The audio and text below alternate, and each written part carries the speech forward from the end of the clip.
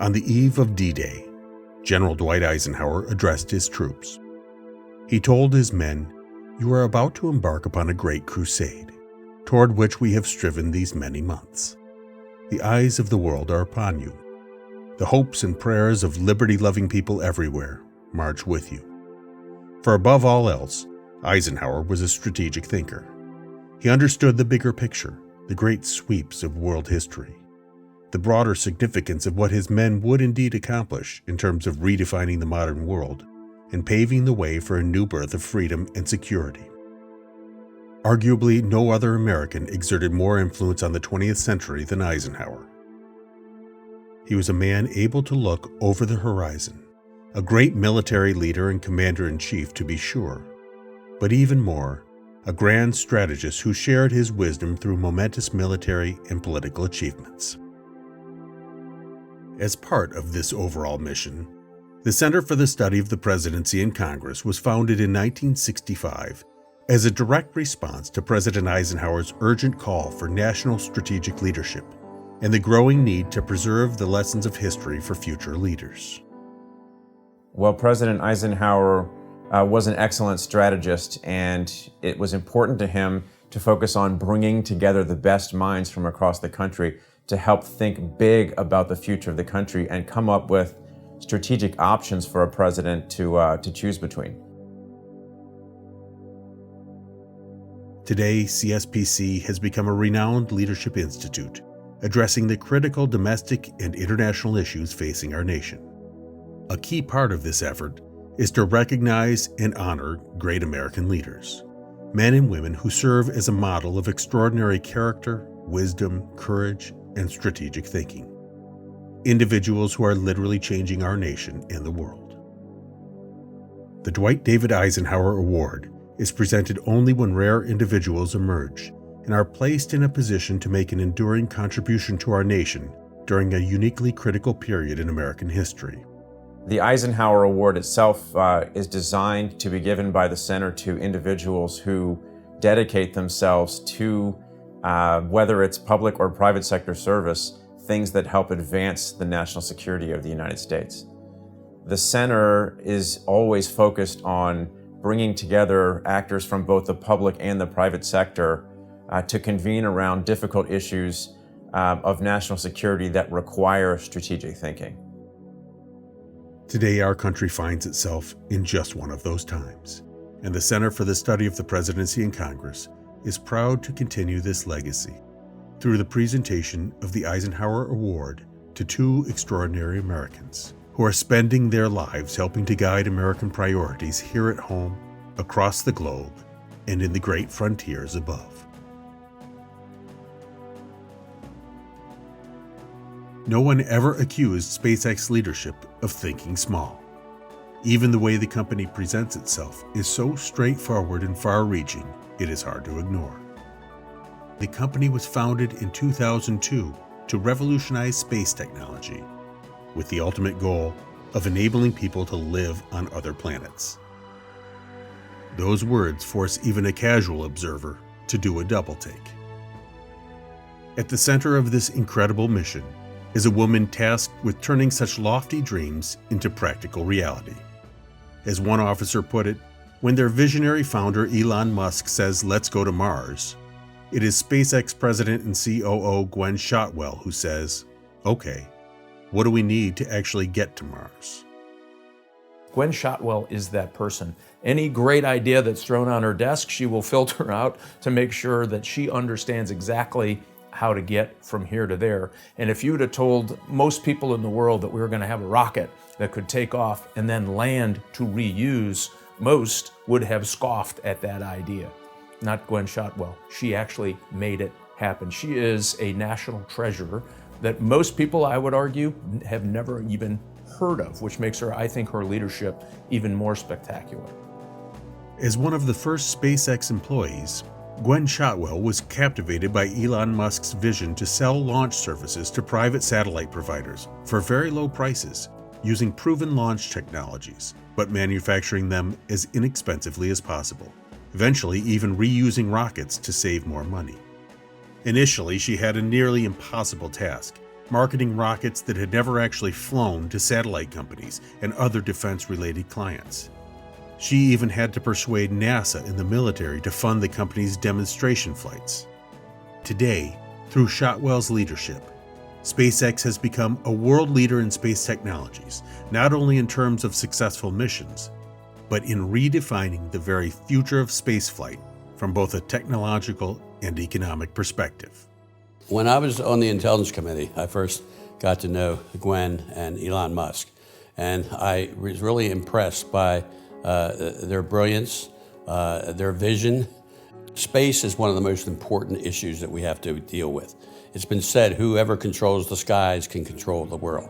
But there's so much that goes on in space, whether it's based on cyber issues, intelligence issues, and if the more Gwynne Shotwells that we have who work in the area of national security and in space especially, the better we're going to be. She's a visionary.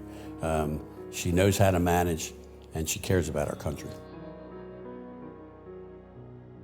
Under Gwynne Shotwell's leadership, SpaceX has already made an irreplaceable contribution to national security, helping the Department of Defense and the intelligence community develop and deploy new capabilities, and reinvigorating the commercial space sector. She has partnered with NASA for critical resupply missions to the International Space Station, and has worked with the Air Force to provide launch services for classified national security payloads. Today, SpaceX is rekindling hope and interest in crewed spaceflight. When NASA retired its last space shuttle in 2011, the United States lost its ability to put human beings into orbit. We had to rely on other nations if we wanted our astronauts on the space station, the moon, Mars, or beyond. In the very near future, American astronauts already in training will board the SpaceX Dragon 2 spacecraft and take flight to the International Space Station, a moment that will mark a new era in American space exploration, ushered in through the strategic vision and practical execution of Gwynne Shotwell. Strategic vision and practical execution, a fitting description of another great American leader who, through nearly 4 decades of public service, has helped reshape America's strategic leadership for a dramatically changing world. From her early days as an Air Force officer at the height of the Cold War, to her recent position as Secretary of the Air Force in a post-9/11, post-Great Recession world, Dr. Heather Wilson has shown a remarkable ability to provide strategic leadership custom-tailored to the challenges of the day. In the words of former Secretary of Defense General Jim Mattis, she is a leader for all seasons. After graduating from the United States Air Force Academy in 1982, in only the 3rd class to admit women, young Heather Wilson planned to enter flight school when she learned that she'd been accepted as a Rhodes Scholar. She pursued her doctoral degree at Oxford and ultimately took a position as a planning officer at NATO headquarters. In 1989, Dr. Wilson was chosen to serve on President Bush's National Security Council staff as Director for European Defense Policy and Arms Control during the fall of the Berlin Wall and the collapse of the Warsaw Pact. In 1995, after a stint in the private sector, Dr. Wilson returned to public service in the administration of New Mexico's Governor Gary Johnson, and ultimately served her state in the United States House of Representatives from 1998 until 2009, where she gained a reputation for fairness and bipartisan cooperation. Heather and I go way back. When we were on the Intelligence Committee, I was the chairman of the Technical Tactical Committee, and Heather was our ranking member. So we worked very closely together in all intelligence issues, which included space, it included cyber, it included terrorism, all of those issues. And when you're on a small committee like that, you work closely together. And I always respected Heather. She was very pro-American, very patriotic. Heather Wilson was the smartest member of Congress I think I had the privilege to serve with. She would show up in the intelligence meetings on very complicated, either nuclear arms control issues, cyber, space, you name it. And she would come in as better prepared than any member I've ever encountered. People would seek her out for her knowledge and experience. Heather Wilson exemplifies to me what public service is. In 2017, the one-time pioneering Air Force Academy cadet was sworn in as the 24th Secretary of the Air Force. While managing an annual budget estimated at more than $150 billion, she was a steady hand directing strategic and policy development. Secretary Wilson closed a significant personnel shortage, dramatically streamlined the procurement process, and was a driving force for innovation. She laid out a new strategy that increased the number of squadrons available to confront future threats, and was a chief architect of an upgrade to the service's science and technology strategy. Recognizing the potential of serious threats to national security in the form of anti-satellite and other aggressive weaponry, Secretary Wilson became a strong advocate of preparing the Air Force to take a leading role in this strategic final frontier. She has been almost unique in the Pentagon, as far as I could see, to challenge her own assumptions. She has invited her fiercest critics into our analysis processes and to get them to take shots at the decisions we are making, the investments we are making. She has a saying that she's very fond of. It's called steel sharpens steel. Her leadership inspires people. She takes the time to listen to people, and that's one of the things she really focused on, was getting people to be their best, think strategically, work together, and get everybody working as a team together. So she was really remarkable in that regard.